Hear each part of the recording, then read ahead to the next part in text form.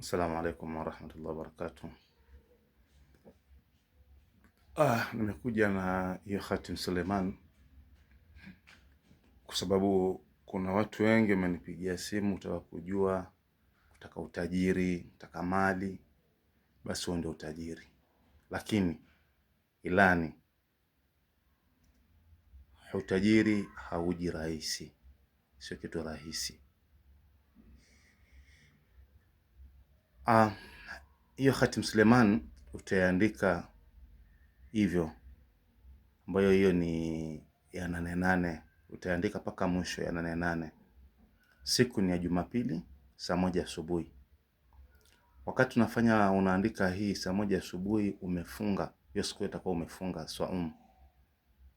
Swaumu hiyo ambayo itakuwa ukiifunga, wakati wa kufanya iftar ya kula jioni, itakuwa unatumia tu chakula cha kawaida, sio chakula ambacho kina damu, sio nyama, samaki, kama hivyo vitu kama hivyo haufai kula kwa siku 7. Kwa siku 7. Pili, hii yafa mtu ambaye yuko na biashara, lakini wewe utaka utajiri, hauna hata biashara, utajiri hauwezi kuja.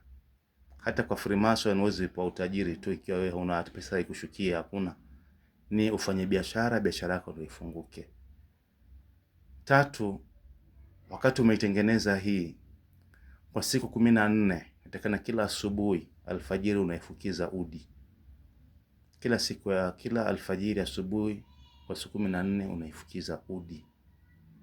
Hii ndiyo ambayo ni ya kuleta pesa, kuvuta pesa, lakini kwa mtu ambaye yuko na biashara. Kwa mtu ambaye yuko na biashara ni nzuri, lakini ina madhara yake pia, kwa sababu utaingia mkataba na majini na maruhani na mahudamu, utaingia mkataba nao. Hii ukimaliza kuiandika, unaweza ifunga juu ama ukaitia kwenye kijungu. Ukatafuta kijungu pot, ukaitia ndani ya kijungu kwa hizo siku hizo, pamoja na pesa kadhaa.